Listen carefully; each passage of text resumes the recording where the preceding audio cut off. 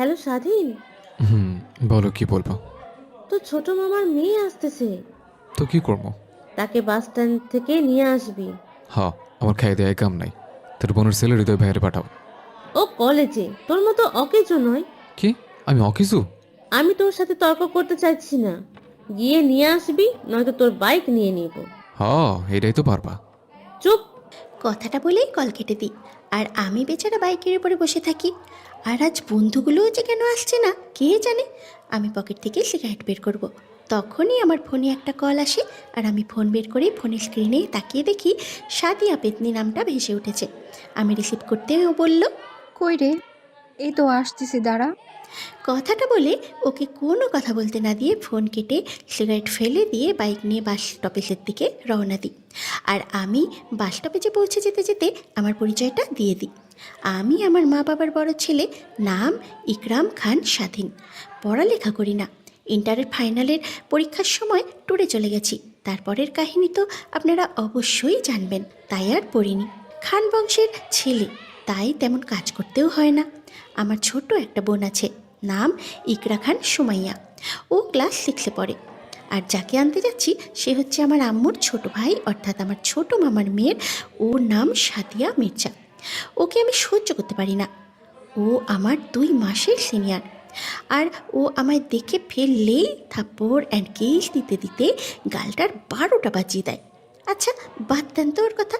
আর এই দেখুন, আপনাদের আমি ইন্ট্রো দিতে দিতে আমি বাস স্টেশনে চলে এসেছি। আর তখনই সাদিয়াও এসে গেছে।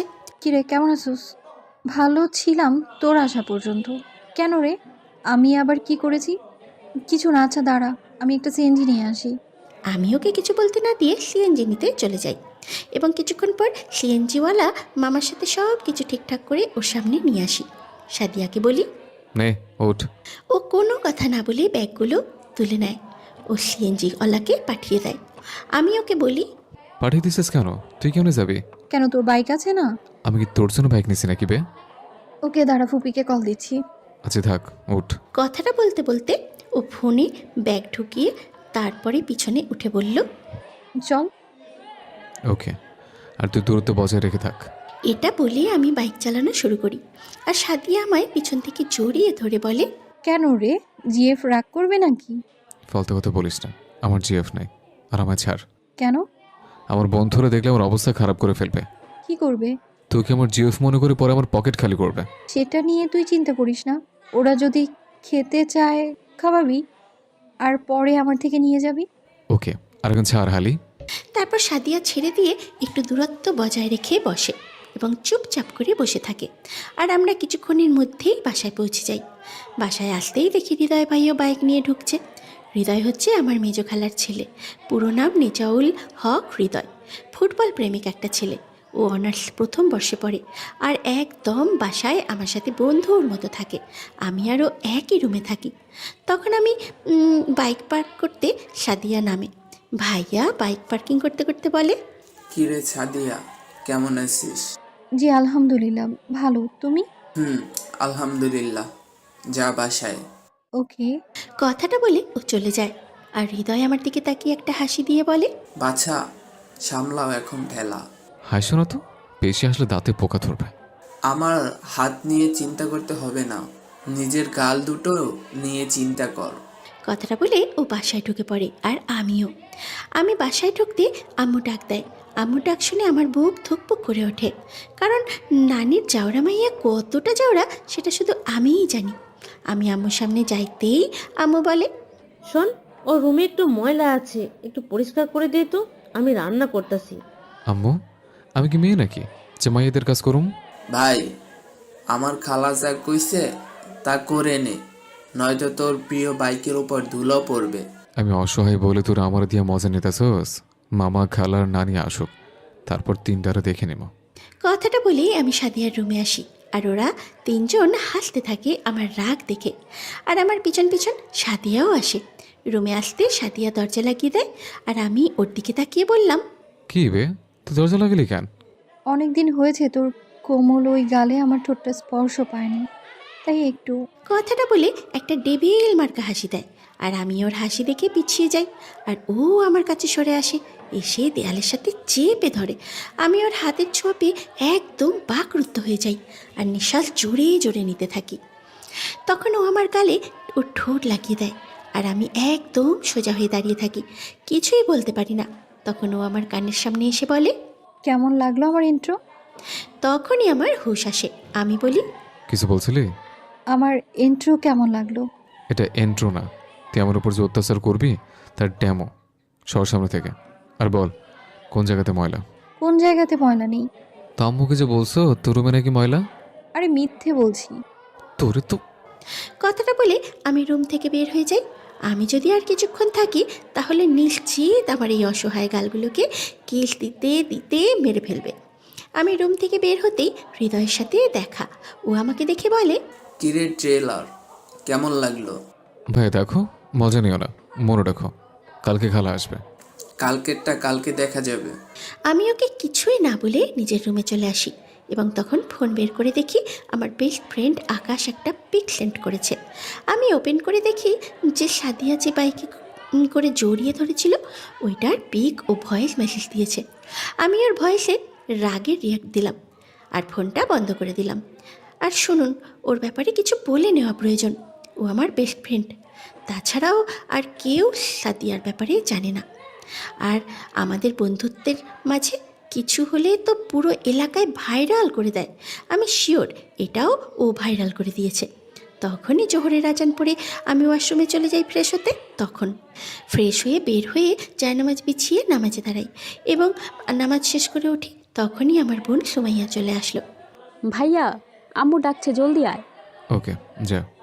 তারপরে আমার বোন চলে যায়। আমি জায়নামাজ উঠে নিচে আসি। তখন দেখি খাবার টেবিলে সবাই বসে আছে আর আমার জন্য অপেক্ষা করছে। আমি গিয়ে বসি আর আম্মুকে জিজ্ঞাসা করি, আম্মু আব্বু কখন আসবো? আজ রাতে। ও, আব্বু কই গেছে? কি তুই জানোস না? আরে আমি কালকে আমার বান্ধবীদের বাসায় গিয়েছিলাম। ও, আব্বু ব্যবসার কাজে সিলেট গেছে। ওহ, এখন চুপচাপ খাবার খা। তারপর সবাই খাবার খেতে মনোযোগ দিল এবং কিছুক্ষণ পর আমার পায়ের উপরে কি জানি পা তুলে দিয়েছে। আমি জানি এইটাকে। আমি পা সরিয়ে খাবার খেতে লাগলাম। খাবার শেষে আমি কারোর সাথে কথা না বলে রুমে চলে আসি এবং সোজা ঘুমিয়ে পড়ি।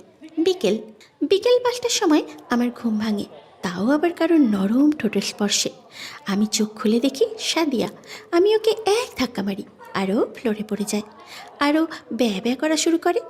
এত বড় দামড়া মেয়ে ব্যয় করা শুনে আম্মু রুমে এসে দেখে ফ্লোরে।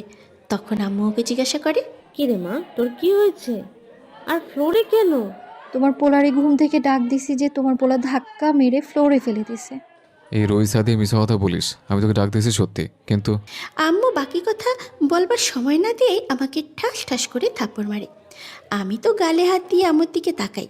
আম্মু বলে, ও যা বলবে তা শুনবি। কথাটা বলে চলে যায় আর আমি রাগে ফুঁসতে থাকি। আমার মা নাকি এটা অন্য কিছু, একটু দয়া মায়াও করে না। তখন সাদিয়া এসে পাশে বসে আমার 2 গালে হাত দিয়ে বলে, বাবু অনেক লাগছে। দূর হালি স্যার। তখনই সাদিয়া আমার ঠোঁটের উপরে নিজের ঠোঁট বসিয়ে দেয়। আমি তো একদম হয়ে যাই। এই প্রথম কোনো মেয়ে আমার ঠোঁট স্পর্শ করছে। কিছুক্ষণ পর ও চলে যায়। আমি হয়ে সেখানেই বসে থাকি। তখনই আমার বন্ধু মেসেজ দেয়। আমি মেসেজ ওপেন করে দেখি আকাশের মেসেজ। মামা চায়ের দোকানে জলদি আয়। আমার টাকার 12টা থেকে 13টা বাজানোর জন্য নাকি? আরে না বেটা, আয় আড্ডা দিব। ওকে, আর পারভেজ মারুফ ওদেরও আসতে বল। ওকে। তারপরে আমি ফোন একপাশে রেখে ফ্রেশ হতে চলে যাই এবং কিছুক্ষণ পর ফ্রেশ হয়ে বের হই। তখন পারভেজের কল আসে। আমি রিসিভ করতে ওপাশ থেকে উত্তেজিত কণ্ঠে বলে, মামা মারুফ, হাসপাতালে জলদি আয়। কি হয়েছে ওর? আসো, তারপর বলতেছি। ওকে। কথাটা বলে কল কেটে দিয়ে আমাদের পার্সোনাল গাড়ির চাবি নিয়ে দৌড় মারি। আর বাসার সবাই আমার উত্তেজনা দেখে অবাক। আম্মু কিছু জিজ্ঞেস করবে তার আগেই আমি বের হয়ে যাই। গাড়ি বের করে হাসপাতালের দিকে রওনা দিই। তখনই হৃদয় ভাই কল দেয়। আমি ড্রাইভ করতে করতে রিসিভ করি। কিরে তোর কি হয়েছে? আরে আমার কিছু হয় নাই, আমার বন্ধু মারুফ হাসপাতালে। জানি না, গিয়ে দেখি। কথাটা বলেই কল কেটে দিয়ে আকাশকে কল দিই। আকাশ রিসিভ করে শান্ত কণ্ঠে বলে, হ্যালো। কই রে? মারুফের দেহর পাশে। মানে? সব কিছু বুঝছি, হাসপাতালে আয়। এই কথা বলে কল কেটে দেয় আর আমার মনেও ভয় জাগতে শুরু হয়। আমি কিছুক্ষণের মাঝেই হাসপাতালে আসি এবং ওদের খুঁজে বের করি। দেখি আকাশ পারভেজ মাথা নিচু করে দাঁড়িয়ে আছে। মারুফের মা, বাবা, বোন শুধু কান্না করছে। আমার আর বসতে বাকি নেই। আমি গিয়ে মারুফের লাশের উপরে বসে ওর হাত ধরে বলি, কিরে মারুফ, আজ কেসে অভিমান করছত? আমি তো তোকে কাল কিছু বলি নাই, আজ কেন বা অভিমান করে শুয়ে আসত? এ আন্টি, আমার বন্ধু কেন অভিমান করছে? আপনারা ওকে বকা দিছেন? হ্যাঁ। আরও অনেক কথা বলতে লাগলাম আর চোখ দিয়ে অঝরে পানি পড়তে লাগলো। আমি তখন জিজ্ঞাসা করি, ওর এই অবস্থা কেন? তোর জিয়েপ লামিয়ার বিয়ে আজ গায়ে হলুদ। ও, তারপরে দাঁড়িয়ে মারুফের মা বাবাকে অনেক জোর করে বাড়িতে পাঠিয়ে তারপর পারভেজকে গাড়ির চাবি দিই। তখনই মাগরিবের আজান দেয়। আমরা একজন নার্সকে বসিয়ে দিয়ে তিনজনেই নামাজে যাই। নামাজ পড়ে এসে দেখি নার্সটা বসে আছে। আমরা ওকে টিপস দিয়ে বাড়ি পাঠিয়ে দিই। আর তখনই মারুফের বাবা আসে। আমি ওনাকে অনেক কষ্ট করিয়ে বাসায় পাঠিয়ে দিই। তখন পারভেজ বলে, তুই কি করতে চাস? দেখতে থাক। কথাটা আমি মারুফের লাশটাকে কোলে নিয়ে তারপরে আর পারভেজের আর আকাশের উদ্দেশ্যে বলি, লামিয়ার বাসার উদ্দেশ্যে চল। ওকে। কেন? গেলে দেখবি, চল। কথাটা বলে আমরা নিচে আসি। তখন ডক্টর অনেক আটকেছে। টাকা দিয়ে থামিয়ে দিই তাদের এবং গাড়িতে উঠে লামিয়াদের বাসার সামনে এসে দাঁড়াই। গাড়ি থেকে নামতে দেখি বাড়িটা খুব সুন্দর করে সাজানো আর গেটে লেখা লামিয়া প্লাস সজীব। তারপর আমরা ভেতরে ঢুকে স্টেজের সামনে আসি।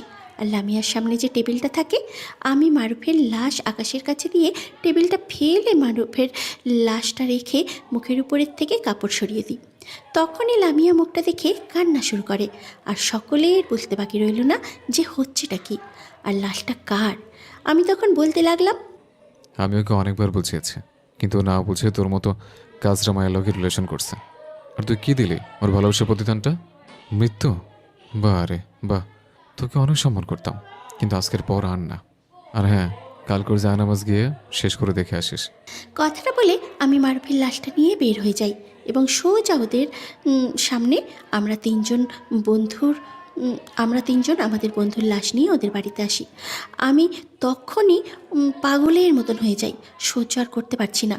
তখন পারভেজ আমাকে গাড়ির সামনে এনে গাড়িতে তুলে সোজা আমাদের বাসায় নিয়ে আসে। আমি ওকে বলি, ফজরের সময় চলে আসবো, আর গাড়ি তুই নিয়ে যা। মারুফ তোর বাসায় থাকিস, যদি না পারোস তো বলবি। চিন্তা করিস না। তোর তো মেডিকেল স্টুডেন্ট, ওর লাশের যেন কোনো কিছু না হয় সে ব্যবস্থা করিস। চিন্তা নাই মামা, যা। তারপরে আমি ঢুলতে ঢুলতে বাসায় ঢুকি। তখন সবাই সোফায় বসেছিল। আমার ঢুলতে ঢুলতে প্রবেশ করতে দেখে সবাই আমার দিকে আসে। আম্মু আমার সামনে আসতেই আমি আম্মুকে জড়িয়ে ধরে কান্না মিশ্রিত কণ্ঠে বলি, আম্মু, এই দুদিনে ভালোবাসার জন্য আমাদের বন্ধু আমাদের কষ্ট দিয়ে চলে গেছে। কে কোথায় গেছে আর তুই কান্না করছস কেন? তুই না খুব স্ট্রং, বল আম্মুকে। আম্মু, মারুফ আত্মহত্যা করছে। ওই দুদিনের ভালোবাসার জন্য আমাদের ছোটবেলার ভালোবাসাকে মেরে চলে গেছে। আমার মুখে এইসব শুনে চোখ বড় বড় করে তাকায়। তখন আম্মু হৃদয় ভাইয়ের উদ্দেশ্যে বলে, হৃদয়, আমার ছেলেটাকে একটু ওপরে নিয়ে যা। ওকে খালা। কথাটা বলে আম্মুর কাছ থেকে আমাকে সরিয়ে নেয়। ও ধরে ধরে আমাকে রুমে নিয়ে আসে আর আমি কান্নার উপরে কান্না করছি, কারণ সে ছোটোবেলা থেকে আমরা চারজন একসাথে বড় হয়েছি আর ও কিনা 2 দিনের ভালোবাসার জন্য আমাদের কষ্ট দিল। তখন হৃদয় ভাই বলে, দেখ, কান্না করলে চলবে না। ও বরং এখন যে পরিমাণে কষ্ট পাইতাছে তার চেয়ে দ্বিগুণ কষ্ট পাবে।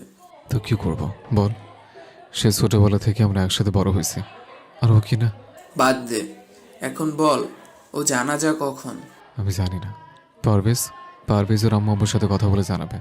আচ্ছা, কান্না করিস না, থাক, কিছু খাবি? না। তারপর হৃদয় ভাই চলে যায় আর আমি একলা বসে থাকি আর ভাবতে থাকি ওর মাঝে এমন কি পেয়েছে যার কারণে ছোটবেলার বন্ধুদের কষ্ট দিয়ে চলে যাবে। তখনই রুমে সাদিয়া ঢোকে। আমি ওর দিকে একবার তাকিয়ে আবার নিজের মতো করে বসে থাকি। তখন সাদিয়া এসে আমায় কিছু না বলে আমার শুইয়ে দিয়ে মাথায় হাত বোলাতে বোলাতে বলে, দেখ, কান্না করলে ও আর আসবে না। তুই বরং ওর জন্য মনে মনে দোয়া কর আর নিজেকে কষ্ট দিস না, তখন আল্লাহ ওকে কবরে কষ্ট দিবে। আজ কেন জানি ওর কথাগুলো মানতে মন চাইছে। আমিও মাথা নাড়িয়ে হ্যাঁ বললাম। আর তখন আমি বলি, আমি কি তোর কোলে মাথা রাখবো? রাখ। তারপর ও একটু ভালো করে বসে আর আমি ওর কোলে মাথা রাখি। তখন ও আমার কপালে একটা কিস দিল। এতদিন এইসবগুলো বিরক্ত লাগলেও আজ বেশ লাগছে। তখন আমি বলি, জানোস, ওকে অনেকবার মানা করছে যে ওর সাথে রিলেশন না রাখতে, কিন্তু আমার কোনো কথা শুনে রাখছিল। তো শেষে কি হলো? ও আমাদের কাঁদে ওকে হাসিয়ে নিজে ঘুমিয়ে গেল। কিছু বলার ভাষা নেই আমার কাছে। এইভাবেই সাদিয়াকে ওর ব্যাপারে অনেক কথা বলি। এইভাবে কথা বলতে বলতে আমি ঘুমিয়ে পড়ি। তখন ও আমার মাথা বালিশের উপরে রেখে আমার পাশে শুয়ে জড়িয়ে ধরে কিছুক্ষণ শুয়ে থেকে উঠে পড়ে। আমার ঠোঁটে নিজের ঠোঁট ছুঁয়ে দিয়ে নিজের রুমে চলে যায়। আর এই সব কিছু আড়াল থেকে আমার মা ফলো করছে। সাদিয়া রুমে আসতেই আম্মু ওর রুমে যায়। তখন আম্মু ওর উদ্দেশ্যে বলে, তোকে যা যা জিজ্ঞেস করব সত্যি করে বলবি। ফুপি বলো, কি জিজ্ঞেস করবা? তোর আর স্বাধীনের মাঝে সম্পর্ক কি? সত্যিটাই বলবো। আমি ওকে ভালোবাসি, ও বাসে না। ও তো আমার বৌমা হতে রেডি। সত্যি? হুম। তুমি এত সহজে মেনে নিচ্ছ? কথাটা শুনে সাদিয়া আম্মুকে জড়িয়ে ধরে আর কিছুক্ষণ পর আম্মুও ছেড়ে দিয়ে বলে, তো ঘুমা। কথাটা বলে আম্মু চলে যায় আর সাদিয়া খুশি হয়ে যায়। সকাল 6টা বাজে। আমি ঘুম থেকে উঠে ফ্রেশ হয়ে আমার বাইকের চাবি নিয়ে বের হই।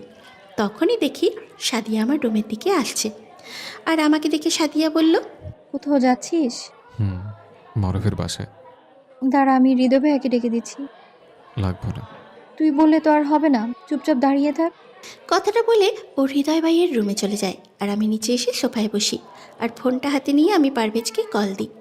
কিরে, আন্টি আর আঙ্কেল কি বলছে? 10টা বাজে, জানাজা। তুই কই? আসতেছি, খুব খারাপ লাগতেছে। হুম। আকাশ কই? ও এটা মারুফের মৃত্যু সহ্য করতে না পেরে কালকে থেকে অজ্ঞান। ও আচ্ছা, ও গোঠানের ব্যবস্থা কর, আমি আসতেছি। ওকে, জলদি আয়। তারপরে কল কেটে দিয়ে তখনই আম্মুরা আসে। আমি তখন আম্মুকে বলি, মারুফের 10টা বাজে শেষ বিদায়। ভেঙে পড়িস না বাবা, স্ট্রং থাক আর ওর জন্য দোয়া কর। চেষ্টা করতেছে কিন্তু পেরে উঠতেছি না। সে ছোটবেলার স্মৃতিগুলো ভেসে উঠতেছে। চেষ্টা করলে হবে না, স্ট্রং থাকতে হবে। তখনই হৃদয় আর সাথিয়া আসে। আমি হৃদয় ভাইকে দেখে দাঁড়িয়ে বললাম, আমি হৃদয় ভাইয়ের গাড়ি নিয়ে পাঠিয়ে দিব, চলে এসো। ওকে। চলো হৃদয় ভাইয়া। কথাটা বলে আমি আর হৃদয় ভাইয়া বেরিয়ে পড়ি। হৃদয় ভাই বাইক চালাতে লাগলো আর আমি পিছনে বসে আছি আর মারুফের সাথে সেই স্মৃতিগুলোর কথা ভাবছি। কিছুক্ষণের মধ্যেই আমরা মারুফের বাসায় এসে পৌঁছে যাই। তখন পারভেজে গিয়ে আসে। তখন আমি বললাম, গাড়ির চাবিটা দে। এই নে। আমি পারভেজের থেকে গাড়ির চাবি নিয়ে হৃদয় ভাইয়াকে দিই এবং বলি, তুমি বাইকটা রেখে গাড়ি নিয়ে সবাইকে নিয়ে আসো। কথাটা বলে ভাইয়া বাইক পার্কিং করে আমায় বাইকের চাবি দিয়ে গাড়ির চাবি নিয়ে গাড়ি নিয়ে আবার আমাদের বাসার দিকে রওনা দেয়। আর আমরা বাসায় আসি, দেখি মারুফদের সবার রুমে ওর লাশটা কিছুক্ষণ পরে শেষ গোসলটা দেবার জন্য নিয়ে যাবে। আর ওর লাশের পাশে ওর বাবা মা বোন বসে আছে আর আকাশ ক্লান্তি চোখে তাকিয়ে আছে মারুফের লাশের দিকে। আমি মারুফের লাশের সামনে যেতেই নিজের অজান্তেই মাটিতে বসে পড়ি আর কান্না করা শুরু করি। পারভেজ আমায় সান্ত্বনা দেয়, কিন্তু কেই বা সান্ত্বনা শোনে এই পরিস্থিতিতে? আমার খুব কষ্ট লাগে।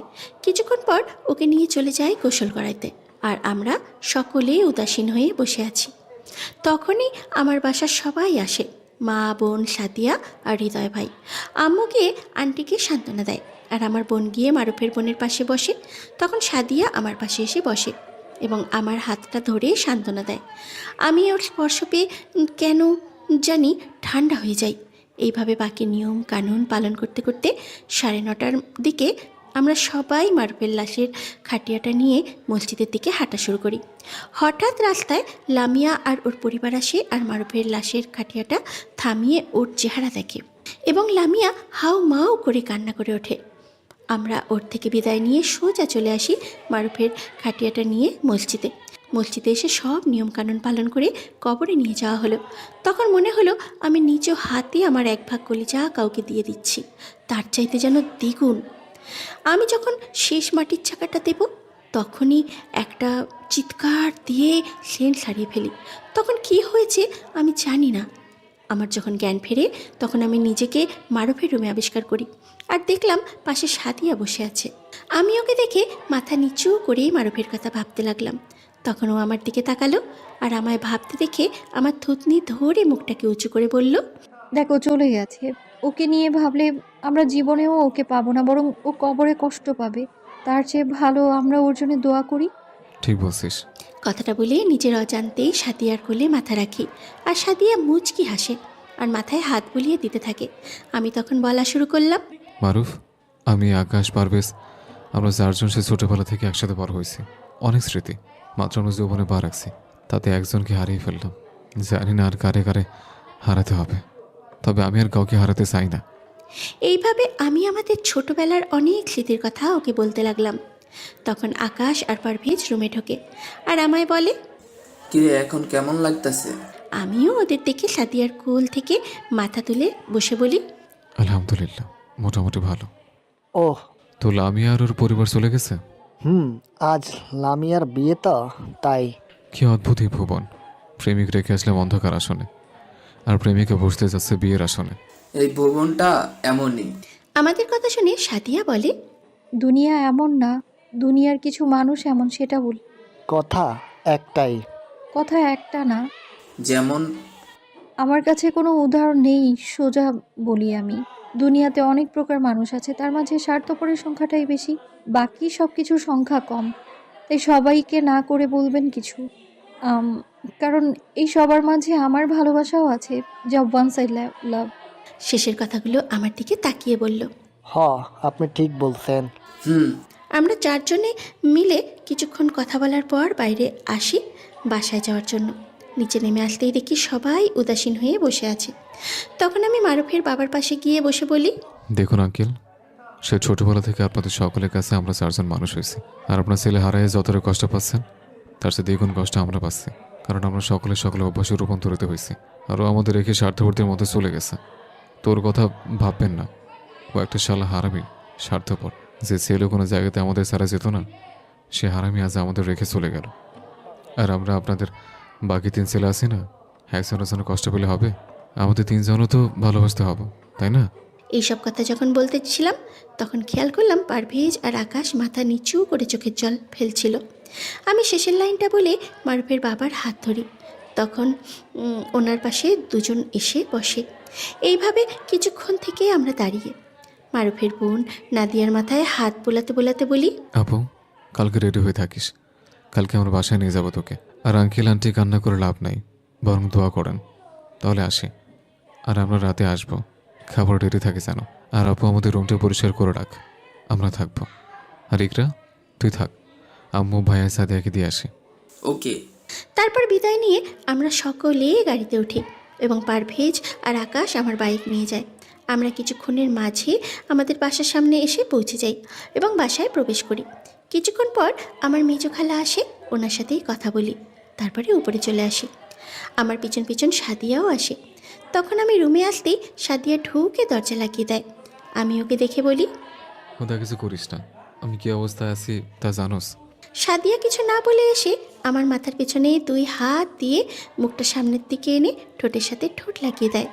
তখন আমি কি করব বুঝে উঠতে পারি না। ওর সাথে রেসপন্স করে বসি। আমরা একজন আরেকজনকে কিস দিতে দিতে বিছানায় বসে পড়ি এবং আমি ওকে শুইয়ে দিই এবং ওকে পাগলের মতন মুখ, গলা, বুক সব জায়গাতে কিস দিতে থাকি। তখনই আমার হঠাৎ মারুফের কথা মনে হয় আর আমি বসে পড়ি। তখন সাদিয়াও বসে নিচের জামা ঠিক করে, বলল, কি রে, কি হলো, থেমে গেলি যে? আমি কিছু করতেছিলাম। আমায় কিস।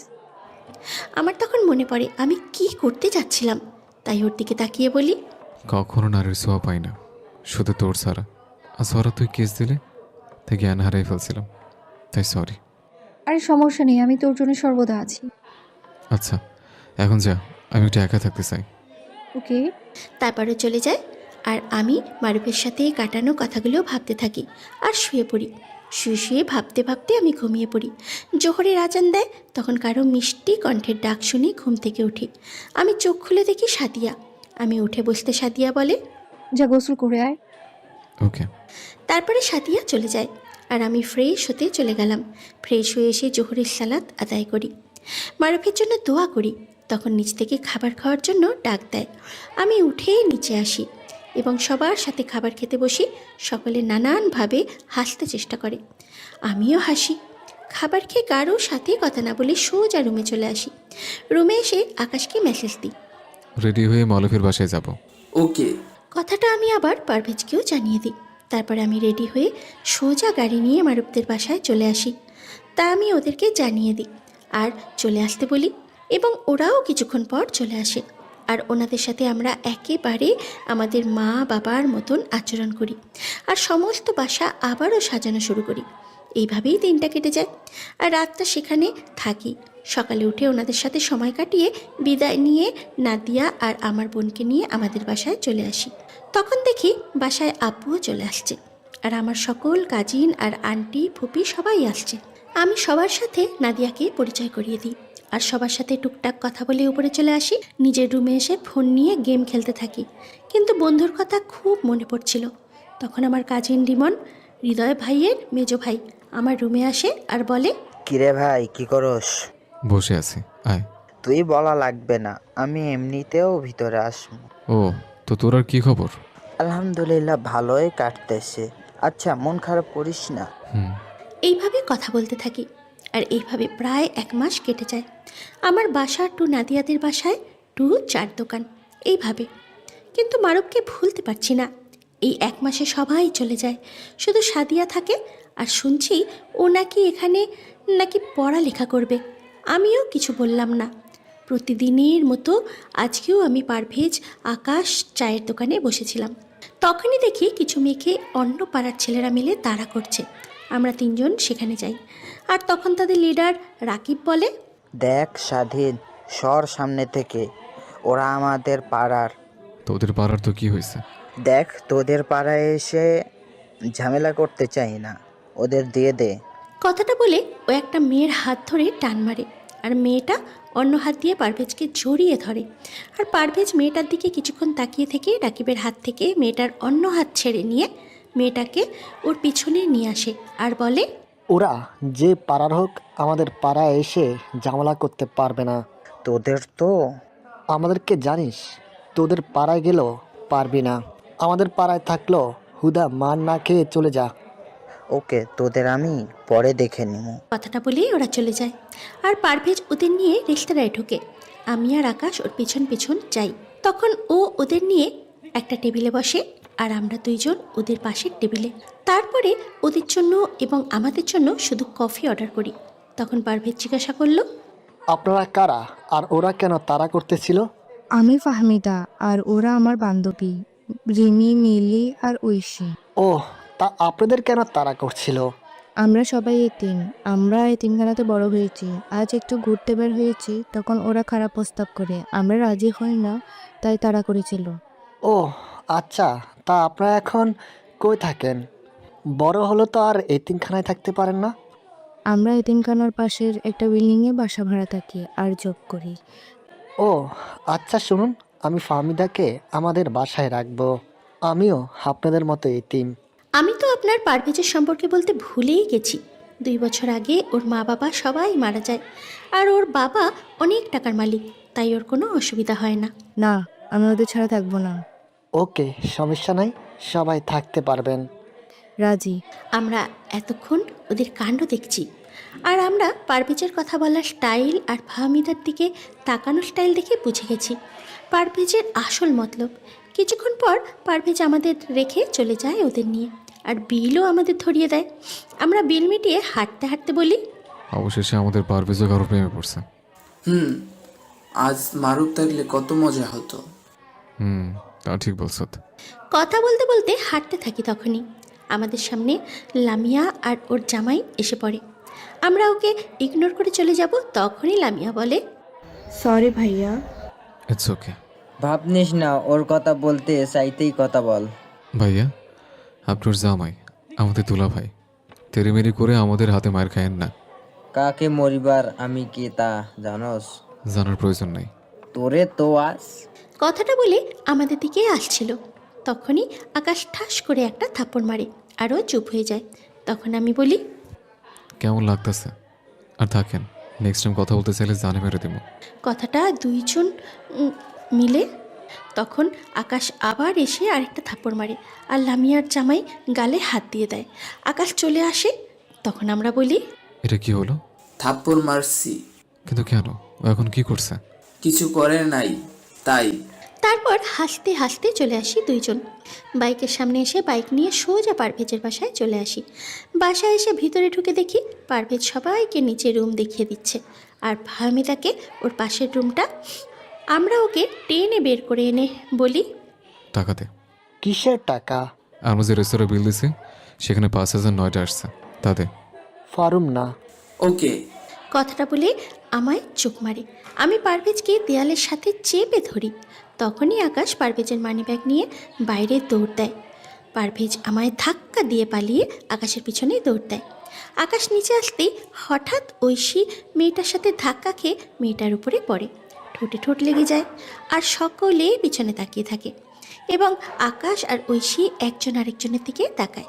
তখন পারভেজ গিয়ে আকাশের থেকে মানিব্যাগটা নিয়ে বলে, নে এবার ভালো মতো রোমান্স কর। পারভেজের কথায় আকাশ আর ঐশীর হুঁশ ফেরে। আকাশ ঐশীর ওপর থেকে উঠে হাত বাড়িয়ে দিয়ে বলে, সরি। It's okay. ঐশী কথাটা বলেই দৌড় দেয়, আর তখন সবাই সবার রুমে যায়। আমি মাটি থেকে উঠি, নিচে আসি আর বলি, কিরে, এতক্ষণ জায়গাটা এত নীরব ছিল কেন? মজনু লাইলাকে পেয়ে গেছে। কথাটা বলতে দেখলাম আকাশের গাল দুটো মেয়েদের মতন লাল হয়ে গেছে।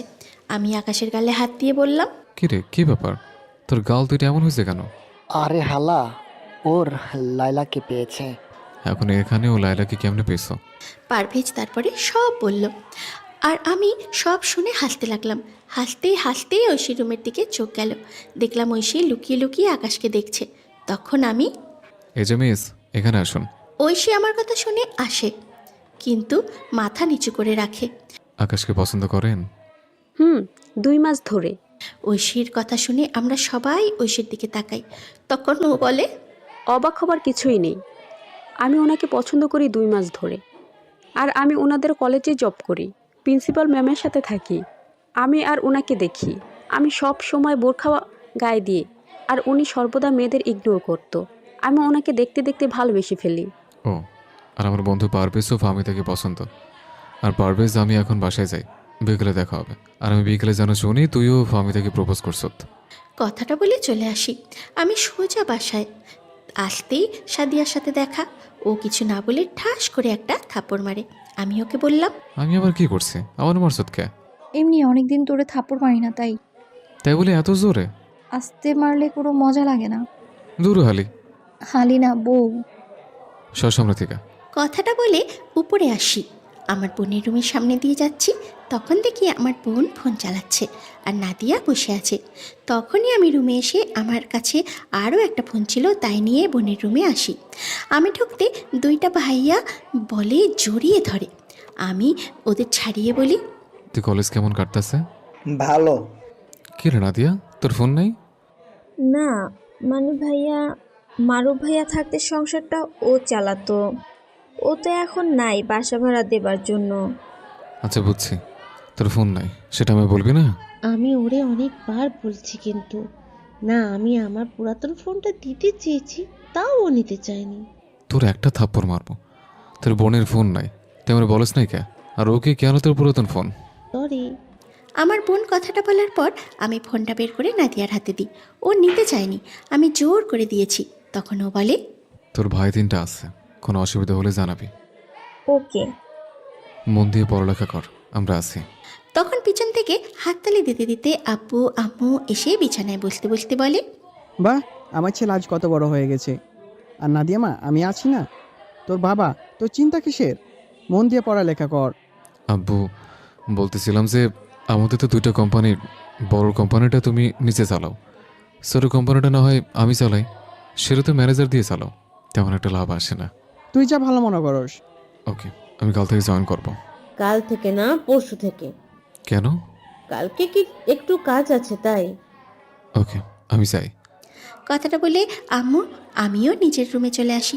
তখনই সাদিয়া আমার রুমে এসে দরজা লাগিয়ে দেয় আর বলে, আই লাভ ইউ। আমি মজা করবার মুডে নাই, সর। সত্যি।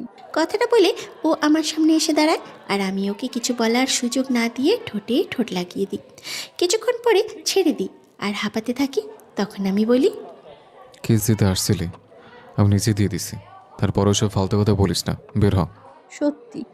আমি ওর কোনো কথা না শুনে ওকে রুম থেকে বের করে দিই আর দরজা লাগিয়ে দিয়ে ওয়াশরুমে ঢুকে যাই ফ্রেশ হতে।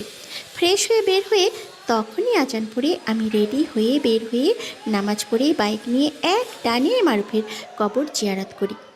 আবার বাসায় চলে আসি। বাসায় এসে খাবার খেতে বসি, তখন দেখি সাদিয়া মুখ ভার করে বসে আছে।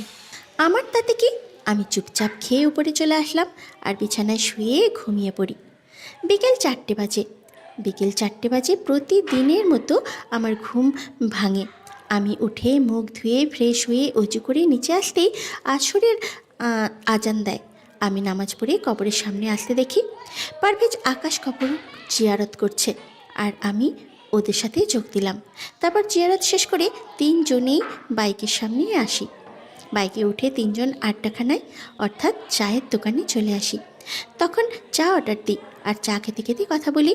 তখন পারভেজ বলে, মামা, মারুফের মা বাবাকে আমার বাসায় নিয়ে গেছিস? ভালোই করছত। আমি ভাবছিলাম তোকে এটা করতে বলবো আর আমি নাদিয়াকে রাখবো। তা হবে না। নাদিয়া 1 সপ্তাহ আমার বাসায়, 1 সপ্তাহ তোর বাসায়, একদিন পারভেজের বাসায় যাব। ওকে, তো এখন বল, পারভেজ ফাহমিদের খবর কি? প্রপোজ করছি, পরে বলবো। ওকে। কথা বলতে বলতে মাগরিবের আজান পর্যন্ত আড্ডা দিই। তারপরে নামাজ পড়ে মারুফের কবর জিয়ারত করতে আমরা সকলের বাসায় চলে যাই, কারণ আমরা এখন আর আগের মতন অনেক রাত পর্যন্ত আড্ডা দিই না। আমি বাসায় আসতে আপু ডাকে, আমি আপুর রুমে যাই। আম্মু ডাকছিলা? হ্যাঁ, আয় ভিতরে আয়। তারপরে আমি ভিতরে যাই, তখন আপু একটা ফাইল এগিয়ে দিয়ে বলে, এটা আমাদের ব্যবসায়, এটাতে সব কিছু আছে, এটা যেন না হারায়। আচ্ছা আপু। তারপর আমি আপুর থেকে ফাইলটা নিয়ে বের হয়ে যাই। বের হতে দেখি সাদিয়া কালো শাড়ি পরে আছে। শাড়ির ফাঁক দিয়ে ওর নাভিটা দেখা যাচ্ছে। আমার এটা দেখার পর নিজের অজান্তে আমার ঠোঁট কামড় দিয়ে ধরি। আমি বুঝতে পারি আমার অবস্থা খারাপ পর্যায়ে, তাই চলে আসি সোজা নিজের রুমে আর ভাবতে থাকি এই মেয়েটা আজ এরকম কেন করছে। তখনই কে জানি দরজায় টোকা দেয়। আমি জিজ্ঞাসা করি, কে? আমি। কি লাগবো? তোকে। তাহলে দূর হ, আমি দরজা খুলবো না। আমিও দেখব কতক্ষণ এইভাবে থাকিস। ওকে। তারপরে সাদিয়া চলে যায় আর আমি বুকে হাত দিয়ে দাঁড়িয়ে থাকি। হঠাৎ হার্টবিট অতিরিক্ত বেড়ে যায়। আমি হাঁপাতে শুরু করি। আমি চোখ বন্ধ করতে সাদিয়ার নাভিটা ভেসে ওঠে আর ওর মুখটা। আমি তাড়াতাড়ি করে চোখ খুলি। ফাইলটা দেখা শুরু করলাম, কিন্তু মন বসছে না, তাই দরজা খুলে সোজা সাদিয়ার রুমে চলে আসি। সাদিয়া কিছু বুঝে ওঠার আগে আমি দরজা লাগিয়ে ওর সামনে গিয়ে কিছু বলার সুযোগ না দিয়ে ওর ঠোঁট আর আমার ঠোঁট এক করে দিই। ও অবাক হয়, তারপরে ও রেসপন্স করে। কিছুক্ষণ পরে দুজনকে ছেড়ে দিই। তখন ও হাঁপাতে হাঁপাতে বলে, তুই নাকি আমার থেকে দূরে থাকবি, তো এখন তুই নিজে আসলি কেন? আমার ইচ্ছে তাই। ও মা, তাই? আচ্ছা, তোর নাভিটা একটা কিস দিব? হালালুচ্চা। এখন বল, কিস দিতে দিবি? দে। আমি ওর সম্পূর্ণ কথা না শুনে ওর শাড়ির আঁচল তুলে কিস দিতে লাগলাম। তখন ও আমার মাথাটা ওর পেটের সাথে চেপে ধরে। আমি হঠাৎ কামড়ে ধরি। আমি কামড় দেওয়ার কারণে ও আহ শব্দ করে ওঠে। আমি তারপরে উঠে রুমের দিকে চলে আসার জন্য হাঁটা ধরি। তখন ও পেছন থেকে বলে, মিস্টার স্বাধীন, আপনার কাছ থেকে কি এই হতভাগীর একটু ভালোবাসা নামক শান্তিটা মিলবে? বলতে পারি না, আমি নিজেই জানি না আমি কি সাদিয়া নামক তরুণীকে আদৌ ভালোবাসি কি। আমি স্বাধীন নামক তরুণের ভালোবাসি কথাটা বলার অপেক্ষায় থাকবো। অপেক্ষা মৃত্যুর চেয়েও কঠিন, বাকিটা আপনার ইচ্ছা। কথাটা বলে আর না দাঁড়িয়ে চলে আসি আর ভাবতে থাকি আজ নিজেকে নিজের কাছে কবি মনে হচ্ছে। আমি রুমে এসে ফাইলটা খুলে বসলাম। এবার ফাইলেই মনোযোগ দিতে পারছি। আমি এদিকে ফাইলে অফিসের কাজগুলো বুঝে নিচ্ছি আর ওদিকে সাদিয়া রুমে একলা বসে বসে হাসছে। তখনই ওর ফোনে ওর বান্ধবী মিলি কল করে। কিরে, কেমন আসোস? আলহামদুলিল্লাহ, ভালো। তুই? আলহামদুলিল্লাহ সেম। তো দিনকাল কেমন কাটতাছে? আলহামদুলিল্লাহ, ভালোই। আমি বুঝতাছি না, তুই তো ছোট ছেলেটাকে কেমনে পছন্দ করছত? ও আমার মাত্র 3 মাসের ছোট, বুঝলি? বাদ দে, আজ কি হয়েছে জানিস? আমি কেমনে জানবো বল? তা ও সত্যি। আচ্ছা শুন। হ বল। তারপর সাদিয়া মিলিকে সব বলে। মিলি সব শুনে বলে, বলস কি? সত্যি। Best of luck. ধন্যবাদ। এইভাবে ওরা কথা বলতে থাকে এবং কিছুক্ষণ পর কল কেটে দেয়। আর এইদিকে আমি ফাইলটা দেখতে লাগলাম।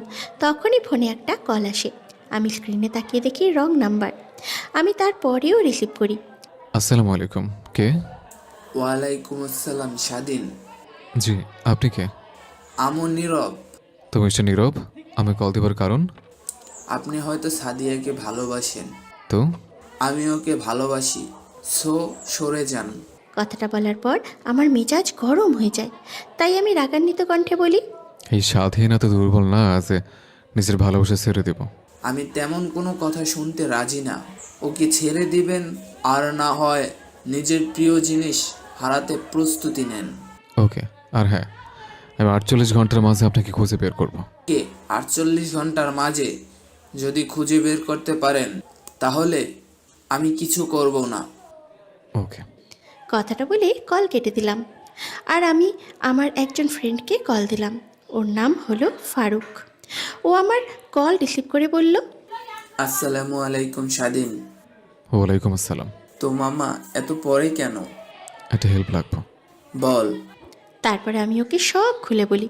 সব শুনে সে হাসতে হাসতে বলে, তুই ওর নাম্বারটা দে, আমি আমার টিম পাঠাইতাছি। ওকে। কথাটা বলে আমি ওকে নাম্বারটা পাঠিয়ে দিলাম।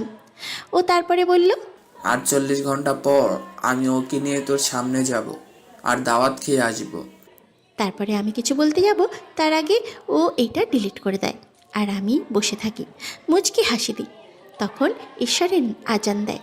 আর অজু করে নিচে আসি এবং মসজিদের উদ্দেশ্যে বের হয়ে যাই। এখন আর কবরস্থানে যাইনি। আমি কিছুক্ষণ ঘোরাঘুরি করার পর বাসার দিকে রওনা দিই। কিছু দূর আসতেই হঠাৎ কেউ একজন আমার উপরে হামলা করে। তখন কিছু ছেলে এসে আমায় বাঁচিয়ে নিল। আমি ওদের থামিয়ে যারা আমার উপর হামলা করলো তাদের জিজ্ঞাসা করি, আমার উপর হামলা করার কারণ কি, আর কে পাঠাইছে? বলবো না। আমি কিছু করতে পারবো না। তখন যারা ওদের ধরছে ওদের লিডার বলে, ভাই ওদের মুখ থেকে কথা বাহির করতেছি, আপনি যান। ওকে। তারপর ওরা ওদের নিয়ে চলে যায় আর আমি বাসায় চলে আসি। আমি আমার রুমে আসতেই নীরব বলে, কাজটা ঠিক করস নাই, আমার লোককে ধরিয়ে দিছস। তোকে তো। আমি কিছু বলতে যাব তার আগেই সেখানে গুলির আওয়াজ শোনা যায় আর ও কলটা কেটে দেয়। আমি নিজের মতো করে আবার ফাইলটা নিয়ে বসে পড়ি। তখন আবার নিচ থেকে আম্মু খাবার খাওয়ার জন্য ডাক দিল। আমিও নিচে এসে খাবার টেবিলে বসি। তখন সাদিয়া আসে, ওর গায়ে এখনও শাড়ি। আমি তখন আম্মুকে বললাম, আম্মু, তোমার ভাতিজি আজ এখন কোথাও যাব? না, ও কোথাও যাবে না, কাকে জানি ইমপ্রেস করবে, তাই শাড়ি পরে আসে। ও আচ্ছা, আম্মু খাবার দাও। বস। কথাটা বলে তারপর আম্মু খাবার বের করে দেয়। আম্মু খাবার বেড়ে দেয় আর আমি চুপচাপ খাবার খেয়ে উপরে চলে আসি। আমি উপরে এসে আমার রুমে না গিয়ে সাদিয়ার রুমে আসি।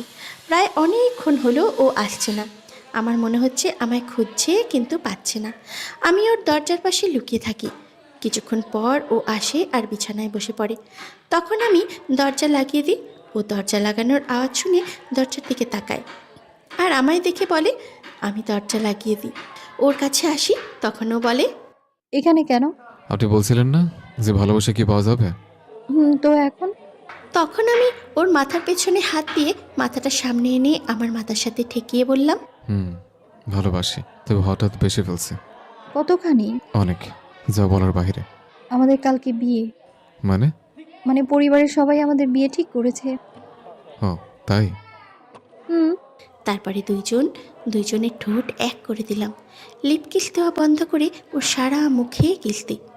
আর আমরা কিছুক্ষণ পর হাঁপাতে হাঁপাতে শুয়ে পড়ি। আমি ওর কোমর ধরে আমার কাছে এনে আমার লিপ দিতে থাকি এবং কিস দিতে দিতে আমি ঘুমিয়ে পড়ি ওকে জড়িয়ে ধরে। ভোরের আলো ফোটার আগেই আমার ঘুম ভেঙে যায়। বুকের ওপরে ভারী কিছু অনুভব করছিলাম। চোখ মেলে দেখি সাদিয়া আমার বুকে মাথা রেখে ঘুমিয়ে আছে। ওর নিঃশ্বাসে আমার বুকের সাথে লেগে অদ্ভুত শান্তি দিচ্ছিল। আমি আস্তে আস্তে করে ওর চুলে হাত বুলিয়ে দিই। তখন সাদিয়া ঘুম ঘুম চোখে বলে, এভাবে তাকিয়ে আছো কেন? ভাবতেছিলাম তুমি সত্যি না স্বপ্ন। সত্যি? কথাটা বলে ও আবার চোখ বন্ধ করে। আমি ওকে একটু কাছে টেনে নিই। ঠিক তখনই আমার ফোন ভাইব্রেট করে ওঠে। স্ক্রিনে তাকিয়ে দেখি ফারুক। আমি কলটা কেটে দিই। আবার কল আসে। আমি তখন কল রিসিভ করি। হ্যালো, মামা, খবর আছে। বল। নীরব ধরা পড়েছে, তবে ব্যাপারটা সিরিয়াস। নীরবের কথা শুনে মুহূর্তের মাঝে আমার ঘুম উধাও হয়ে যায়। আমি আবার বললাম, কোথায় সে? এখনো পুরোপুরি হাতে আসেনি, কিন্তু কাল রাতে ওকে ধরে ফেলেছিলাম। কিন্তু ও খুব চালাক, ও পালিয়ে যায় আর আমি ওর পিছে লোক লাগিয়ে দিই। ধরা পড়বে আজকের মধ্যে ইনশাআল্লাহ। ওকে মামা। তারপরে আমি কল কেটে দিয়ে সাদিয়ার দিকে তাকাই। তখন সাদিয়া বলল, কি হয়েছে? কিছু না। মিথ্যে বলো না। আমি ওর দিকে তাকিয়ে ওর মাথার চুলগুলোয় হাত বুলিয়ে দিয়ে বললাম, আজ আমাদের বিয়ের, তা নিয়ে ভাবো। ভয় লাগছে। কিন্তু কেন? জানি না। ভয় পেয়েও আমি আছি তো। আচ্ছা, আমি চাই আর কাউকে বলবো না যে আমি তোমায় ভালোবাসি। সবার সাথে একটু নাটক করব। ওকে। আচ্ছা, আমি এখন চলে যাই, তাহলে সকলে বুঝে যাবে। ওকে। কথাটা বলে সাদিয়ার রুম থেকে চলে যায় এবং নিজের রুমে এসে দরজা লাগিয়ে আবার ঘুমিয়ে পড়ি। তখনই আমার ফোনে আবার কল আসে। আমি ফোনের স্ক্রিনের দিকে তাকিয়ে দেখি ফারুকের কল। মামা, মালটা ধরা পড়েছে। 10 মিনিট তো হলো না যে ও পালিয়ে গেছে। আমি ডিটেকটিভ ফারুক। আমার হাত থেকে শত্রুরা সহজে বাঁচে না। আচ্ছা, এখনো কই? এই জায়গাতে। ওকে থাক, আমি আসতেছি। কথাটা বলে আমি কল কেটে দিয়ে ওয়াশরুমে ঢুকে ফ্রেশ হতে গেলাম এবং ফ্রেশ হয়ে বের হয়ে যাই। রেডি হয়ে বাইকের চাবি নিয়ে বাইরে আসি। তখন পুরোপুরি আলো ওঠেনি। আমি বাইক নিয়ে এক টানে ফারুকের দেওয়া ঠিকানায় চলে আসি। আমি আসতেই ফারুকের সাথে দেখা। ওর সাথে হ্যান্ডশেক করে বললাম, মালটা কই রে মামা? ভেতরে। ওকে চল। তারপর আমি ভিতরে আসি আর দেখি ছেলে একটা চেয়ারে বাঁধা। আমি ওর সামনের চেয়ারে বসি। তখন ও আমায় দেখে বলে, তোকে তো আমি। দেখে নিবি ওকে? এখন দেখে নে যা। তখনও রাগে ফুসফুস করতে থাকে। তখন আমি বলি, কে রে, সময় কতক্ষণ ছিল? 48 ঘন্টা। কিন্তু দেখ, ডিটেকটিভ ফারুক তোকে 5-6 ঘন্টার মধ্যে বের করে দিছে। তোকে এখন ছেড়ে দে। ফারুকে জানে তোকে ছাড়বো কি না জেলে দেব। কথাটা বলে আমি উঠে পড়ি।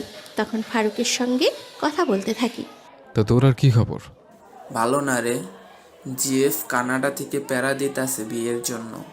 তো বিয়ে করে আমার কিছুদিন পরে বিয়ে, চলে আসিস। অভিনন্দন মামা। মারুফ মারা যাওয়ার পর থেকে আর কিছু ভালো লাগছে? আরে, দোয়া কর ওর জন্য। করি। তারপর কিছুক্ষণ সময় কাটিয়ে আমি সেখান থেকে সোজা বাসায় আসি। বাসায় আসতে আমি জেরার সামনে পড়ি। এত সকালে কোথায় গেছি, কেন গেছি, আমি কাউকে কিছু না বলে সোজা রুমে চলে আসি। রুমে শুয়ে থাকি। শুয়ে থাকতে থাকতে কখন যে ঘুমিয়ে পড়ি নিজেও জানি না। আর পারভেজ নিজের রুমেই ঘুমাচ্ছে। আর তখনই ফাহমিদা ওর রুমে ঢুকে দরজা লাগিয়ে দিয়ে পারভেজকে জড়িয়ে ধরে শুয়ে পড়ে। পারভেজ কিছুক্ষণ পর কেমন একটা ভারী ভারী অনুভব করে, তাই চোখ খুলে বুকের দিকে তাকায় আর দেখে ফাহমিদা। তখন পারভেজ বলে, কি গো তুমি? বেশি কথা বলিও না, ঘুমাতে দাও। ওকে। কথাটা বলে ও ফাহমিদাকে জড়িয়ে ধরে, আবার ঘুমিয়ে পড়ে এবং 10টার দিকে ওদের ঘুম ভাঙে। তখন উঠে পারভেজ বলে, আমার বুকে কি করতেছিলেন? ঘুমাচ্ছিলাম। কেন? কারণ এটা আমার ঘুমানোর সুরক্ষিত স্থান, তাই। ওমা, তাই বুঝি। এখন উঠুন, ফ্রেশ হয়ে আসুন। আমি যাই, ফ্রেশ হয়ে নিচে নাস্তা বানিয়ে অফিসে যেতে হবে। অফিসে যেতে হবে, আমার টাকা পয়সা কম নাই। কিন্তু কোনো কিন্তু না। ওকে। কথাটা বলে ফাহমিদা বিছানা থেকে নেমে নিজের রুমে যাবার জন্য হাঁটা শুরু করে। তখন পারভেজ বলে, মিস, এদিকে আসেন। কেন? আরে আসতে বলছি, আসুন। তারপর ফাহমিদা আসে। ফাহমিদা কাছে আসতে পারভেজ ওর চুল ধরে কাছে এনে 4 ঠোঁট এক করে দেয়। ফাহমিদা রেসপন্স করে থ হয়ে দাঁড়িয়ে থাকে। পারভেজ কিছুক্ষণ পর ছেড়ে দেয় আর ফাহমিদা কিছু না বলেই চলে যায়। চোখ জ্বলছে, এটা পারভেজ দেখেও মনে করছে সুখে অনেকে আছে, সুখে কান্না করে ও তাও মনে করছে। পারভেজ মুচকি হাসি দিয়ে ওয়াশরুমে আসে এবং ফ্রেশ হয়ে বের হয়ে আরও নিচে আসে। তখন দেখে মারুফের বাবা খবরের কাগজ পড়ছে আর মারুফের মা রান্না করছে। পারভেজকে দেখে মারুফের বাবা মাথা নিচু করে নেয়। তারপর পারভেজকে দেখে বলে, আরে, এটা আপনার বাসা। আমার তো বাবা মারা গেছে, আমি না হয় বাবা বলে ডাকি, আর লজ্জার কিছু নাই। যা লাগবে আমাকে বলবেন। ওকে। এই তো আমার বাবা। আম্মু কি বানিয়েছো? পরোটা বানাচ্ছি। ওকে। হ্যাঁ, আর আজ থেকে তোমরা আমার মা বাবা। আচ্ছা। তারপর পারভেজ আর ওর বাবা কথা বলতে থাকে। তখন দেখে ফাহমিদা জামা কাপড়ের ব্যাগ নিয়ে নিচে নামছে। এটা দেখে পারভেজ ওর কাছে গিয়ে জিজ্ঞাসা করে, কই যাচ্ছ? বাসা কিরে? তখন পারভেজ ফাহমিদার কথা শুনে ওর দিকে ছলছল চোখে তাকায়। আর তখন পারভেজ ছলছল চোখে বলে, আমি কি কিছু করছি? আমি গেছি ভালোর জন্য, আপনাকে ভালোবাসি বলে ভাবছিলাম আপনি অন্যদের মতো, কিন্তু আমি ভুল, আপনিও অন্যদের মতো দেহ পাগল। কিন্তু একটু আগে কি করেছেন মনে আছে? না মনে মনে করিয়ে দেব? সরি, আমি তো কোনো সরি না। এই তোরা রেডি হ, আমি গাড়ি খবর দিতেছি, আমরা আবার আগের বাসায় ব্যাক করবো। ফাহমিদার কথা শুনে সবাই যার যার রুমে গিয়ে ব্যাগ খুলতে লাগলো। আর পারভেজ ওর পায়ে পড়ে করুণ কণ্ঠে বলল, প্লিজ আমাকে ক্ষমা করে দাও। কখনো তোমার অনুমতি ছাড়া তোমাকে স্পর্শ করব না। Touch me. আমি বিশ্বাস করি না সব ছেলে এক। ফাহমিদার কথা শুনেই পারভেজ ছোট্ট বাচ্চাদের মতো কান্না করতে থাকে। আর তখন ওর নাদিয়ার মা রান্নাঘর থেকে বের হয়ে বলে, কিরে আমার ছেলেটা এভাবে কান্না করতেছে? আপনার ছেলেকে জিজ্ঞেস করুন, আমি ওনাকে ভালোবাসি। আর উনি আমায় কালকে বিপদ থেকে বাঁচিয়ে নিয়ে এসে প্রপোজ করে। আর সকালে আমি গিয়ে ওনার পাশে গিয়ে ঘুমাই, আসার সময় উনি আমায়। আর বলতে হবে না। আর শোনো, তুমি এই বাড়ির বউ হবা। জীবনেও না। যে মানুষটা আমায় বিয়ে করার আগে কিস দিতে পারে, কি গ্যারেন্টি আছে বিয়ের পর অন্য মেয়েদের সাথে নোংরামি করবে না? ফাহমিদার কথা শুনে পারভেজ উঠে গিয়ে টেবিলের সামনে ফল কাটার ছুরি নিয়ে ওর সামনে এসে বলে, আর কোনো প্রমাণ লাগবো? তখন ফাহমিদা পারভেজকে ঠাস করে থাপ্পড় লাগিয়ে দিয়ে ওর শাড়ির আঁচল ছিঁড়ে পারভেজের হাতে বাঁধতে বাঁধতে বলল, আমি তো তোমায় একটু ভয় দেখাচ্ছিলাম। আমি তো সামান্য একটা কিস দিছি, তার জন্য ভয় কেন দেখাবা? আমায় আজ পর্যন্ত অন্য পুরুষ স্পর্শ করে নাই, আর আমি করতেও দিই নাই, কারণ আমায় আমার বর একেবারে বাসরাতে স্পর্শ করবে। আর তুমি তো আমার কাছে এখনো পরপুরুষ। তো বিকালে আপন পুরুষ হয়ে যাব। তখন দেখা যাবে। চলো রুমে ব্যান্ডেজ করতে হবে। তারপর ফাহমিদা ওকে নিয়ে রুমে আসে। আর ওর বান্ধবীরা রুমে ব্যাগ রেখে আসে। আর সবাই সবার মতো করে ব্যস্ত হয়ে পড়ে। পারভেজ ফাহমিদাকে বলছে কিভাবে কি করতে হবে, আর ফাহমিদা তা করছে এবং কিছুক্ষণের মাঝে ব্যান্ডেজ করে দেয়। আর তারপর পারভেজ ফাহমিদাকে স্পর্শ না করে বলে, বিকালে একদম আপন পুরুষ হয়ে স্পর্শ করব। ওকে। আর তুমি কখন বন্ধু মা বাবাকে মা বাবা বলতে লাগছো? আজ থেকে। ও, তাহলে তো ভালোই হলো, আমারও মা বাবা হবো। চলো তো নাস্তা করে নি। তারপর দুইজন নিচে আসে আর নাস্তার টেবিলে আসে। তখন দেখে ফাহমিদার বান্ধবীরা খাচ্ছে আর মারুফের মা ওদের সবার মাথায় হাত বুলিয়ে দিচ্ছে। তখন পারভেজ বলে, মা, তুমি ওদের মাথায় হাত বোলাচ্ছ কেন? কেন আবার? আমরা ওনার মেয়ে, তাই। হুম, আমি মানি না। আমি আমার মায়ের ভাগ কাউকে দিব না। আমরা অধিকার ছিনিয়ে নেই। হুম, আমি নিব না। কিন্তু আমি তো দেব। এই তো আমাদের মার মতো কথা। তুই দূরে গিয়ে মর। তোকে কিন্তু আমি আমার বন্ধুর সাথে বিয়ে দিব না। তুই না দিলে আমার কিচ্ছু যায় আসে না। ও আমায় নিজে বিয়ে করে দেখিস। এখন বাদ দে, নাস্তা করতে বস।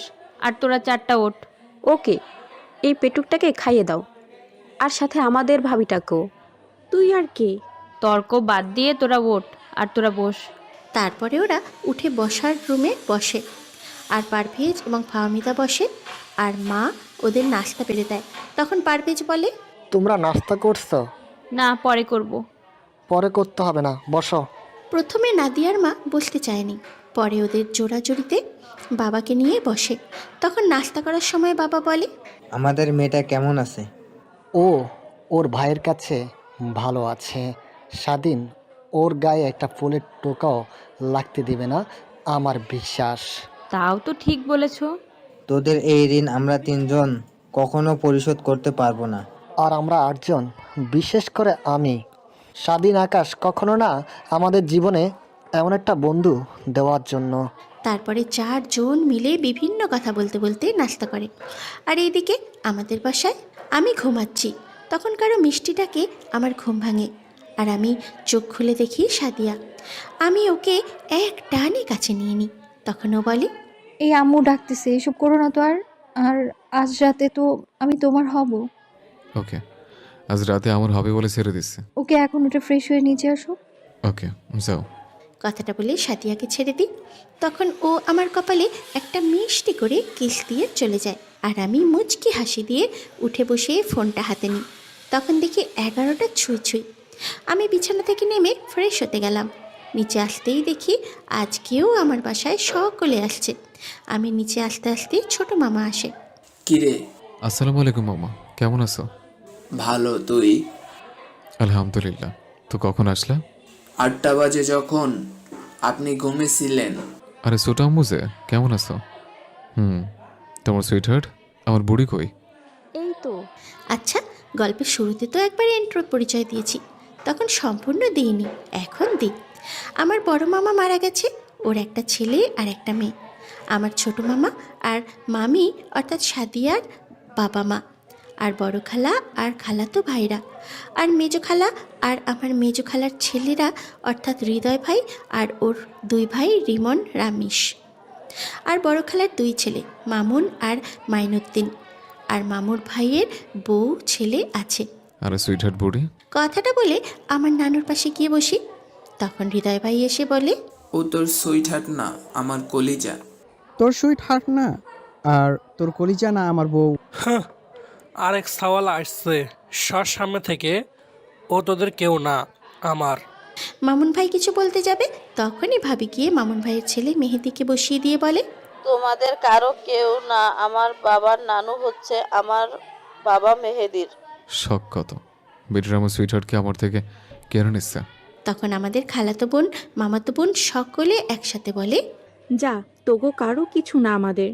তোরা মেয়েরা আমার কলিজাকে দিয়ে কি করবি? রাজা রানীর গল্প শুনবা? যা সর সামনে থেকে। এইভাবে সকল ভাই বোনেরা মিলে একটু খুনসুটি করলাম, আর সকলে মিলিয়ে আমাদের এগুলো দেখতে লাগলো। তখন বড় খালা বলল, তুই নাস্তা করছো? না। তো নাস্তা করে নে। আর একটু পরে। আর একটু পরে লাগবো না, তুই এখন টেবিলে যা। আর ফারজানা, ওকে নাস্তা দে। ওকে। আমার আম্মুর নাম ফারজানা। তখন আমি গিয়ে টেবিলে বসি, আর আম্মু নাস্তা বেড়ে দেয়। আমি নাস্তা করে নিই এবং তখন আকাশের ফোন আসে। হ্যালো, বলো। কই রে? কেন, বাসায় মাত্র নাস্তা করলাম। ওকে, নাদিয়াকে নিয়ে পারভেজের বাসায় আস। কেন?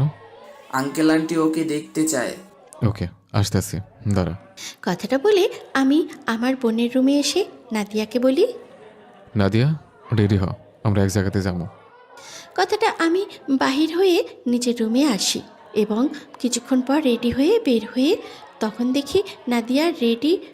নাদিয়াকে নিয়ে নিচে নামতে আব্বু জিজ্ঞাসা করে, ওকে নিয়ে কই যাইতেছস? আন্টি আঙ্কেলের কাছে। ও, জলদি আসিস ওকে নিয়ে। ওকে। তারপর আমি নাদিয়াকে নিয়ে বের হয়ে যাই এবং সোজা নাদিয়াকে নিয়ে পারভেজের বাসায় চলে আসি। বাসায় ঢুকতে নাদিয়া ওর মাকে জড়িয়ে ধরে, আর ওর মা জিজ্ঞাসা করে, কেমন আছো মা? আলহামদুলিল্লাহ ভালো। আমি চাই ভালো কোথাও চাকরি পাই কিনা, তারপর তোকে নিয়ে আলাদা হয়ে যাব। কেন, কোনো অসুবিধা হচ্ছে কি না বাবা? আরে না। তো এমন কথা? তোমাদের কষ্ট আমরা আরাম করে বসে খাবো, সমাজ কি বলবে? আমার টাকা আমার বাবা মা বোন খাবে, তাতে কার কি? দেখুন, এমন কথা বলবেন না। এইভাবে কিছুক্ষণ কথা বলে আমি আকাশ পারভেজ সবাইকে নিয়ে নিচে রেখে উপরে আসি। তখন আমি পারভেজকে জিজ্ঞাসা করি, তো হয়েছে নি? তো হাতে কি হয়েছে? শোন। কথাটা বলে আমাদের আজ সকালে কি ঘটেছে না ঘটেছে সব বলছে। আমরা সব শুনে বললাম, বাহ, ও তো খুব ভালো। ওদের সম্পর্কে খবর নিছে ওদের 2 জন, অর্থাৎ ঐশী আর ফাহমিদা তোদের ভালোবাসে, আর ওরা সত্যি সত্যি এতিম। বাহ, ভালো তো। এইভাবে আমার জোহর পর্যন্ত আড্ডা দিই। এইভাবে আমরা জোহরের নামাজ পর্যন্ত আড্ডা দিই। জোহরের আজান দিতে আমরা অজু করে মসজিদের উদ্দেশ্যে বের হয়ে পড়ি এবং মসজিদে এসে নামাজ পড়ে বাইক নিয়ে মারুফের কবর জিয়ারত করে আবার বাসায় আসি এবং তখন দেখি সকল মেয়েরা খাবার খাচ্ছে। তখন পারভেজ ঐশীর উদ্দেশ্যে বলে, কম করে খা, মোটা হয়ে যাবে। আমি মোটা হলে তোর কি? মোটা হলে তো আমার কিছু না, আমার বন্ধুরা না 12টা বাজবে। বাজলে আমরা বাজবো, তোর এত চিন্তা করতে হবো না। বউ তুই মন ভরে খাবার খাও। হালা তুই চুপ থাক, আমার বোনকে তোর সাথে বিয়া দিব না। আমার তোর কথা শুনবো না, পালিয়ে বিয়ে করব। এইভাবে দুইজন তর্ক করে আমি ওদের দেখে অবাক। কে বা বলবে ওদের পরিচয় কালকে হয়েছে? সত্যি ঐশী মেয়েটা খুব মিশুকে টাইপের। কিছুক্ষণ পর ওরা খাবার খেয়ে উঠে চলে যায় আর আমরা বসি। আমি নিজে ইচ্ছে করে বাসায় যাচ্ছি না, যেন বাসার সবাই ভালোভাবে আমার বিয়ের আয়োজনটা করতে পারে। এবং খাবার খেয়ে উঠে আমরা 3 জন উপরে আসি। আমি উপরে আসতেই ফোন বের করি আর সাদিয়াকে মেসেজ দিই। হাই। হ্যালো। ওইখানে কি অবস্থা? আর কেউ জানে নাই তো আমাদের সম্পর্কের কথা? না, তাহলে ভালো তো। কি করো? মাত্র খাবার খেয়ে বসেছি, আপুরা আসবে রেডি করতে। তুমি? সেম। ওকে রাখি তাহলে, আপুরা আসতেছে। ওকে। কথাটা সাদিয়া অফলাইন হয়ে যায়। কথাটা বলে সাদিয়া অফলাইন হয়ে যায় আর আমি আমার বন্ধুদের সাথে আড্ডায় মেতে উঠি। তখন পারভেজ বলে, মামা আজ রাতে বিয়া করব। আজকে না, কালকে করিস। কেন? আজ রাতে একটা কাজ আছে। কি কাজ? আরে সিক্রেট। বালে সিক্রেট বল। ওরা দুইজন এক প্রকার জোর করলো বলতে। আমি তারপর সব খুলে বলি। আমার সব কথা শুনে বলে, আমি এই বিষয়টা নিয়ে তোর সাথে কথা বলবো ভাবছিলাম, কিন্তু সময় পাইনি। বার্থডে আর মামা অভিনন্দন। ওকে তাহলে কালকে করব, আজ তুই কর। তারপর আমরা বিভিন্ন কথায় মেতে উঠি। হঠাৎ আব্বু কল দেয় আর বলে, হ্যালো। বলো। কই রে? আসি কেন? বাসায় আয়। ওকে। কথাটা বলে কল কেটে দিই। আর তখন আকাশ বলে, মামা বেস্ট অফ লাক। ধন্যবাদ। তো নাদিয়াকে নিয়ে যা। তোরাও চল। আরে না বেটা, আমরা যাব, তুই যা, অনুষ্ঠানের সময় যাব। আমি ওদের অনেক জোর করি কিন্তু ওরা রাজি হয় না। আমি বাধ্য হয়ে নাদিয়াকে নিয়ে বাসায় এসে নাটক করতে লাগলাম। এই নাটকের কথা শুধু সাদিয়া জানে। আমরা বাসায় ঢুকতে দেখি সাদিয়া বউ সেজে বসে আছে। তখন আব্বু ডাক দিল, স্বাধীন এদিকে। বলো। কেন? আর সাদিয়া বসেছে কেন? ওর বিয়ে নাকি?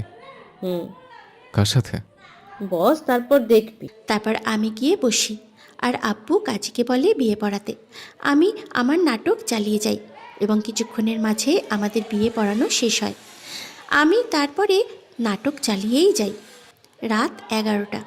আমি বাসর ঘরে বসে আছি আর আমার সামনে সাদিয়া। তখন সাদিয়া বলল, চলো আমরা নামাজ পড়ি। ওকে। কথাটা বলে অজু করে এসে নামাজে দাঁড়াই আর আমরা নামাজ শেষে মোনাজাত শেষ করি। তখন সাদিয়া বলে, তো শুরু হোক। আজ্ঞে মহারানী। আচ্ছা দাঁড়াও, আগে তোমার লুচ্চ দর্শকদের পাঠাও। ও হ্যাঁ, তা ঠিক বলছো। আচ্ছা আপনারা যান, আপনাদের তো আর কপালে বিয়ে নাই, তা আপনারা চলে যান। আল্লাহ হাফেজ।